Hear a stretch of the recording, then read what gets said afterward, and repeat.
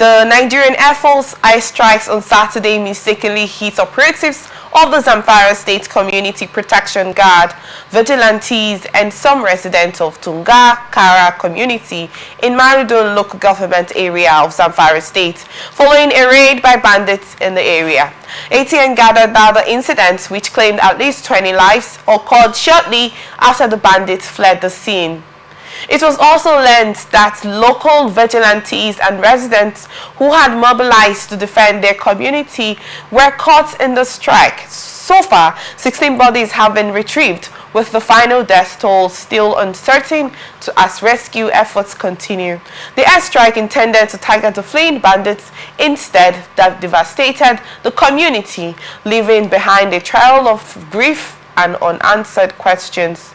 Residents of Tungar Kara are now calling for an investigation into the tragic error and for support to be provided to the affected families. The military authorities have yet to issue an official statement on the incident, but the tragedy underscores the challenges of combating insecurity in Zamfara State. The other one was Sokoto State, when an airstrike mistakenly hit villages that were close to the Lakurawa group that the Air Force were supposed to strike. And then we're getting this from Zamfara State. Is this supposed to be a concern? A first mistake, and second one, you know, at the time where we discussed about the first mistake that happened, the girl said it's possible for that to happen, because at every instance when there's an airstrike, there will always be casualties. But I'd love to get your thoughts concerning this. Do you think the second mistake is actually a necessity? Is it supposed to be done, Barrister Mankey? Well, I think the latest position on this very matter we are talking about now is that the military has come out to deny. I think the feelers available to me is that the military has come out to deny responsibility, that nothing like that happened. It's very unfortunate, very, very unfortunate. It may interest you to know that as we are talking now, the military has abandoned its core job, which is to defend the country and Nigerians against external aggression. What we have in Nigeria now is Nigerian Air Force that is protecting the petroleum minister's interests to expand production of crude oil and sell, not to refine for the use of Nigerians. That is very unfortunate. I don't know when you bought kerosene last. You bought kerosene from a service station. I don't think you can remember that. Now, what the military are now up to, Air Force, Navy, and military are up to now, they are all over in Rivers State and the oil-producing areas. I'm going to do something very funny. Since they have decided that we will leave what we are supposed to do and hand it over to God. You see, I'm a lawyer, but I tell people there is what I call beyond jurisprudence. And the concept of beyond jurisprudence is that there are natural laws that govern the cosmos. There are natural laws that govern the cosmos. I'm very pained. You see, these human beings that are being killed like fowls, they are human beings having blood running through them. They are human beings with soul, spirit, and body, just like me, talking to you here. It is enough. These people are just dying mercilessly. They are just, in fact, human life don't make meaning here. Let me say that to you.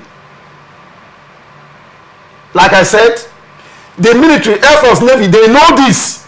They are coming here to kill the youth of the Niger Delta who are involved in parallel refining.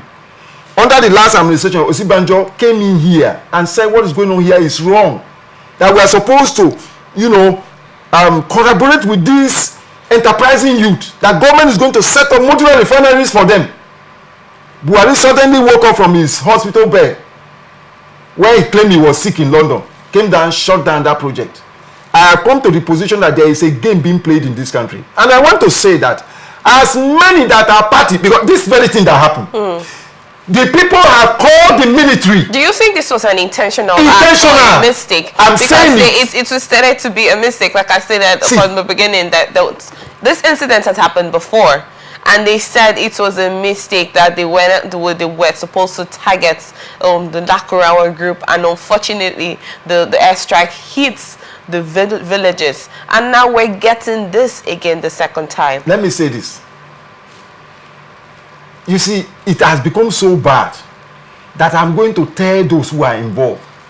Because this is the same military hierarchy that senators find out that they divert money that is meant for them. Now they are coming through the air. Villagers will shout and before, I told you last time that the foundation, there's no legal foundation for Omotekun. Do you understand it? Because we don't have state police yet. This vigilante you are hearing about is out of necessity, because the first rule of life is self-preservation. It's out of frustration. They will call the military. The military will only come when these people will spend hours killing people, doing all manner of atrocities after they have left. That's the time that the military will come. Even here in Rivers State, I told you some time ago about a story of these herdsmen. They kidnapped a man. Then they kidnapped the wife after butchering the man in Eleme here. And they were using phone to negotiate ransom for the wife that was kidnapped in Eleme here in Port Harcourt. That's what we are saying. And then they are here pursuing crude oil. Meanwhile, their core duty, if you go to the barracks, what their wives are using to cook is the fire product, which is the refined, kerosene. That's what they are using. So why have they diverted the military from their core duty? I told you last time that if the body language of the president is to the effect that they should chase out these terrorists, they will do it. Under 1 month, they will chase out these people. In most parts of the north, the civilian population have no alternative, but they are forced. In some part of the country, they pay taxes to these people. In some areas, they go into agreement with them, they allow them to farm, and then they share this thing in percentage. A country? This is a country that we're living in. That's why I said, may Nigeria never happen to you. Because these things are realities. So they are not jokes. Everyone now in the north is now supposed to live in fear over the unknown of what next happens. People are already living in fear. Even here, where we are, people are living in fear here. People are living. That's why I told you that Rivers State is experiencing a kind of miracle. Because I was here, I didn't travel, I didn't go to Panya. I saw what happened in this state under the last administration. To a point that any perceived, I didn't say a real, I said perceived. You know, when you talk about perception, it's within the realm of imagination. Any perceived enemy of the former administration, you are either on exile or your life is not secure. We saw it here. And unfortunately, it's just like our brothers and sisters, whom I prefer to call government-approved armed robbers. Not that there are no good men and women within the district. You go to the road and see these people collecting money with audacious impunity from drivers and telling if you don't give them that money, something wrong will happen to you. Barrister, what do you think should be done in this instance? Like we stated, the first one has happened and the second one is repeating itself. You know, first and second time can no longer be called a mistake. And then it continues. What do you think has to be done to put a stop to this? The foundation of this thing, I have stated it here. By the facts that are available, I insist that the government of the day is treating this bandit with kick growth. Bala Mohammed of Bauchi State told Nigerians that Allah gave Nigeria as the headquarters of these terrorists, that they should come from all over Africa to Nigeria. And they are here. And mark it, as these people are killed, they name it, they come in, take over the land. I mean, these are not, the most terrifying thing is that these are not Nigerians. So they are coming for land of Nigerians. Adesina, under the last administration, said that Nigerians are better giving up their ancestral land rather than being killed. What did Tinubu tell us? The main stroke of Emiloko, he said he's going to continue from where Buhari stopped. And so if he said, if that happened under Buhari, what do we expect here? Wherein he cannot take a step against military top brass who are diverting money that is meant to buy equipment to combat these terrorists. He said he cannot rise, he cannot query them. So what are we talking about? So the root cause, in a sense, has to be taken, from the background of where this whole thing started from. It's as simple as that. And I have said it before. Okay. Unless, I can tell you, even there are some reports you make now at the police station.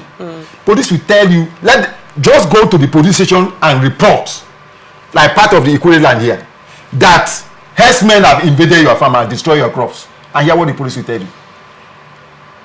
They will tell you tacitly that you can take law into your hand, that there's something they can do. Because the matter will die on arrival. Who are those who have been placed in position of authority? You know, the military or the security agents operate on perpendicular structure. When you hear of commander-in-chief, let's say there's a division that controls here. Something wrong can be going on within these radio estates. Unless the DPO gives order, nothing will happen. That is the way the security agents work. And when you have the head compromised, what can you do? So, if by available statistics and everything, it is clear that, because this thing has a root, that the government of the day is behind what is going on. Because how can you allow foreigners to be killing your citizens and you are keeping quiet? They will soon be wiped out. If you have 1 million naira in your account and you are paying transport every day and money is not coming in, very soon your account will be reading red. The day you put your POS or your card and they said, and it declines, it's saying insufficient funds, something will tell you.